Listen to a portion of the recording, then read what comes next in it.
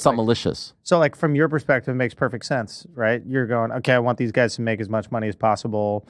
It doesn't, you're like, I think this is a fair thing to assess when it comes to WNBA players. It's a fair thing to assess with UFC players. Like, I get that. Sure. And then if I was to make their argument, I'd be like, yo, we're finally getting this thing up. Right. We're finally starting to make some money. We're finally killing it. Look, we're about to achieve our dreams. And then we got this guy who's doing things that they perceive as like chipping away from about to have that major, major, major success. And I could see them interpreting that in that way. Is that fair?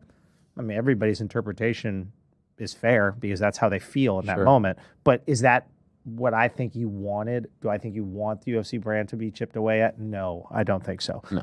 But I can see where that would happen. Does that make sense? Like we got a restaurant selling pizzas, right? And then you're like a person that you've been coming and eating pizzas at the restaurants for decades, and all of a sudden you're sort of like, they're changing the sauce, they're doing this, and I'm like, I'm about to sign a fucking deal with Domino's to have distribution around the country, and I got this one guy who's been eating here forever that keeps telling me I'm changing a recipe for the sauce. But at the same time, you are a critic of food. Right. So part of your job is not to build up that specific company, or that restaurant, but to but to accurately reflect the positives and the negatives as you see fit. Hey there.